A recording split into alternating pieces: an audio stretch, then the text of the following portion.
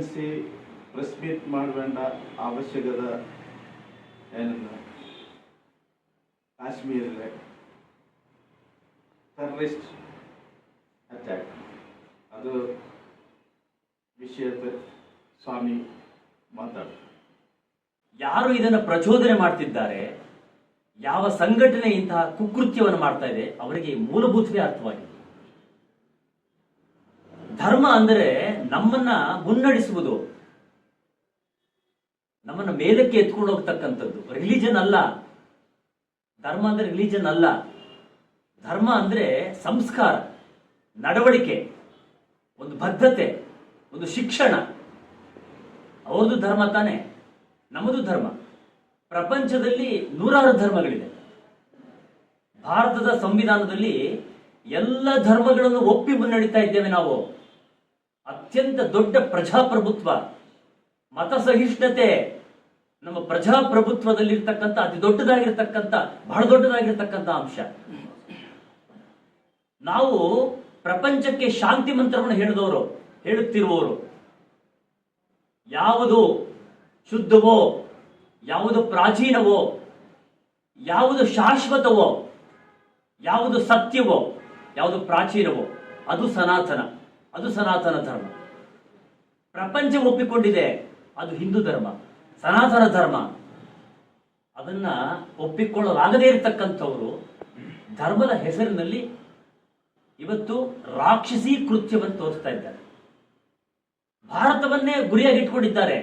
ಯಾಕೆ ಅಂತಂದ್ರೆ ಈ ನಾಡಿದೆಯಲ್ಲ, ಈ ನೆಲ ಇದೆಯಲ್ಲ, ಇಲ್ಲಿ ಎಲ್ಲ ಧರ್ಮಗಳು ಒಗ್ಗಟ್ಟಾಗಿ ಬದುಕ್ತಾ ಇದ್ದೇವೆ, ಮತ ಸಹಿಷ್ಣುತೆಯಿಂದ ಬದುಕ್ತಾ ಇದ್ದೇವೆ. ಇಂತಹ ನೂರಾರು ದಾಳಿಗಳು ಇತಿಹಾಸದಲ್ಲಿ ತೆಗೆದುಕೊಂಡು ನೂರಾರು ದಾಳಿಗಳು ನಡೆದೋಗಿದೆ, ಘರ್ಷಣೆಗಳಾಗಿದೆ, ಯುದ್ಧಗಳಾಗಿದೆ, ನರಮೇಧಗಳಾಗಿದೆ. ಆದರೂ ಕೂಡ ಹಿಂದೂ ಧರ್ಮ ಇವತ್ತು ಎದ್ದು ನಿಂತಿದೆ ಅಂತಂದ್ರೆ ಅದರ ಸತ್ವದಿಂದ, ಅದರ ಮಹತ್ವದಿಂದ, ಅದರ ಬೇರುಗಳು ಗಟ್ಟಿಯಾಗಿದೆ. ಯಾರು ಅಲ್ಲಾಡಿಸಲಿಕ್ಕೆ ಸಾಧ್ಯವಿಲ್ಲ. ಇದು ಅವರಿಗೂ ಗೊತ್ತಿದೆ. ಆದ್ದರಿಂದಲೇ ಇಂತಹ ಸಣ್ಣತನವನ್ನು ಮಾಡಲಿಕ್ಕೆ ಪ್ರಯತ್ನ ಪಡ್ತಿದ್ದಾರೆ. ಬಂದೂಕಿನ ಕೊನೆಯಿಂದ ಇದಕ್ಕೆ ಉತ್ತರ ಕೊಡ್ಲಿಕ್ಕೆ ಸಾಧ್ಯವಿಲ್ಲ. ಅದನ್ನು ಅವರು ಅಂದ್ಕೊಂಡಿದ್ದಾರೆ. ಕಾಶ್ಮೀರಿ ಪಂಡಿತರ ಹತ್ಯೆಯನ್ನು ಮಾಡಿದ್ರು. ಏನು ಉದ್ದೇಶ?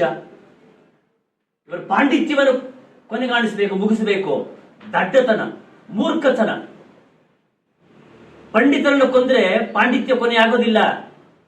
ಇದು ಕೊನೆಯಾಗದಂತಹ ಸನಾತನ ಧರ್ಮ ನಿರಂತರವಾಗಿ ಹರಿಯುತ್ತೆ. ಇವತ್ತು ನನ್ನಲ್ಲಿದೆ, ನಾಳೆ ಮತ್ತೊಬ್ಬನಿಗೆ ಹೋಗುತ್ತೆ. ಅದು ನಿರಂತರವಾಗಿ ಹರಿತಾ ಇದೆ, ಗಂಗೆಯಂತೆ ಹರಿತಾ ಇದೆ, ಪವಿತ್ರವಾಗಿ ಹರಿತಾ ಇದೆ. ಇದನ್ನು ತಳ್ಳಲಿಕ್ಕೆ ಸಾಧ್ಯವೇ ಇಲ್ಲ. ಇದು ಪ್ರವಾಹದ ರೀತಿಯಲ್ಲಿ ಹೋಗ್ತಾ ಇದೆ. ಪ್ರಪಂಚ ಇವತ್ತು ಭಾರತವನ್ನ ಗುರುವನ್ನಾಗಿ ಸ್ವೀಕರಿಸ್ತಿದೆ. ಇದು ಸಹಿಸಲಿಕ್ಕಾಗ್ತಾ ಇಲ್ಲ.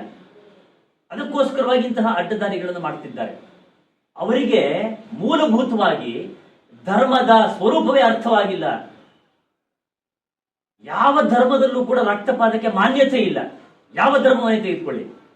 ಆದರೆ ಯುವ ಮನಸ್ಸುಗಳನ್ನ ಕೆಡಿಸುವಂತ ಕೆಲಸ, ಅವರನ್ನ ಕರೆದು ಅವರನ್ನ ಉಗ್ರವಾದಿಗಳನ್ನಾಗಿ ಮಾಡ್ತಿರ್ತಕ್ಕಂಥ ಸಂಘಟನೆಗಳು, ಅವರಿಗೆ ಧರ್ಮ ಬೇಕಾಗಿಲ್ಲ, ಅವರಿಗೆ ಧರ್ಮದ ವಿಚಾರಗಳು ಬೇಕಾಗಿಲ್ಲ. ರಾಷ್ಟ್ರದ ಶಾಂತಿಯನ್ನು ಕದಡಬೇಕು, ದೃಢತೆಯನ್ನು ಕೆಡಿಸಬೇಕು, ಸಂಘಟನೆಯನ್ನು ಕೆಡಿಸಬೇಕು, ವಿಘಟನೆ ಮಾಡಬೇಕು, ವಿಘಟನೆ ಮಾಡಬೇಕು. ಇದು ಅವರ ಉದ್ದೇಶ. ಇದು ನಮ್ಮವ್ರಿಗೆ ಅರ್ಥವಾಗಬೇಕು, ನಮಗೆ ಅರ್ಥವಾಗಬೇಕು. ಭಾರತೀಯರಲ್ಲ, ಭಾರತದಲ್ಲಿ ಇರ್ತಕ್ಕಂಥವ್ರಿಗೆ ಅರ್ಥವಾಗಬೇಕು. ನಾವು ಈ ರೀತಿ ಮಾತನಾಡಿದ್ರೆ ಹಿಂದುತ್ವ ಹಿಂದುತ್ವ ಹೌದು, ಈ ದೇಶದ ಪ್ರಪಂಚದ ಸನಾತನ ಧರ್ಮ ಹಿಂದೂ ಧರ್ಮ, ಪ್ರಶ್ನೆಯೇ ಇಲ್ಲ, ಅನುಮಾನವೇ ಇಲ್ಲ. ಹೆಮ್ಮೆಯಿಂದ ಹೇಳ್ಕೊಳ್ತೇವೆ ನಾವು. ಅದು ನಮ್ಮ ಪುಣ್ಯ, ಅದರ ಭಾಗ್ಯ. ತಪ್ಪೇನಿದೆ ಹೇಳ್ಕೊಳ್ಳೋದಕ್ಕೆ? ಅವರವರ ಧರ್ಮವನ್ನು ಆಚರಣೆ ಮಾಡೋದಕ್ಕೆ ಅಧಿಕಾರ ಇದೆ, ಸ್ವಾತಂತ್ರ್ಯವಿದೆ. ಹಾಗೆಯೇ ನನ್ನ ಧರ್ಮದ ಬಗ್ಗೆ ಮಾತನಾಡೋಕೆ ನನಗೆ ಅಧಿಕಾರ ಇದೆ, ಸ್ವಾತಂತ್ರ್ಯ ಇದೆ. ನಿಮಗೆ ನಿಮ್ಮ ಧರ್ಮ ಹೆಚ್ಚು, ನಮಗೆ ನಮ್ಮ ಧರ್ಮ ಹೆಚ್ಚು. ತಪ್ಪೇನಿದೆ? ನಾವು ಯಾವ ಧರ್ಮದ ವಿರೋಧಿಗಳು ಅಲ್ಲ, ಚೆನ್ನಾಗಿ ಅರ್ಥ ಮಾಡ್ಕೊಳ್ಬೇಕು. ಯಾವ ಧರ್ಮದ ವಿರೋಧಿಗಳು ಅಲ್ಲ. ಆದರೆ ನಮ್ಮ ಧರ್ಮದ ಬಗ್ಗೆ ಅನವಶ್ಯಕವಾಗಿರ್ತಕ್ಕಂಥ ದಾಳಿಯನ್ನು ಮಾಡಿದ್ರೆ ಸಹಿಸಿ ಕೂರಲಿಕ್ಕೆ ಸಾಧ್ಯವಿಲ್ಲ ಅನ್ನುವುದ ಎಚ್ಚರಿಕೆಯನ್ನು ಕೊಡುವುದಕ್ಕೋಸ್ಕರವಾಗಿ ಇವತ್ತು ಈ ಸಭೆಯನ್ನು ಕರೆಯಲಾಗಿದೆ. ಮುಖ್ಯವಾಗಿ ಅರ್ಥ ಮಾಡ್ಕೊಳ್ಬೇಕಾಗಿರ್ತಕ್ಕಂಥದ್ದು, ನಮ್ಮ ಭಾರತ ಎಷ್ಟು ಧರ್ಮಗಳಿದೆ, ಎಷ್ಟು ಜಾತಿಗಳಿದೆ. ನಾವೆಲ್ಲ ಸಂಘಟಿತರಾಗಿ ಬದುಕ್ತಾ ಇಲ್ವಾ? ನಾವೆಲ್ಲ ಐಕ್ಯರಾಗಿ ಬದುಕ್ತಾ ಇಲ್ವಾ? ಸಹೋದರರಾಗಿ ಬದುಕ್ತಾ ಇಲ್ವಾ? ಸಹೋದರತ್ವದಿಂದ ಬಾಳ್ತಾ ಇಲ್ವಾ? ನಮ್ಮೊಳಗೆ ಒಡಕನ್ನು ಉಂಟು ಮಾಡುವಂತಹ ಕೆಲಸವನ್ನು ಅವ್ರು ಮಾಡ್ತಿದ್ದಾರೆ, ಅದು ಅವ್ರಿಗೆ ಅರ್ಥವಾಗ್ತಿಲ್ಲ. ಅವ್ರು ಮಾಡ್ತಿರ್ತಕ್ಕಂಥ ಈ ಹೀನಾಯ ಕೃತ್ಯದಿಂದ ಏನಾಗ್ತಾ ಇದೆ ಅಂತಂದ್ರೆ, ನಮ್ಮ ಮನೆಗಳು ಒಡೆದೋಗ್ತಾ ಇದೆ, ಮನಸ್ಸುಗಳು ಛಿದ್ರವಾಗ್ತಾ ಇದೆ.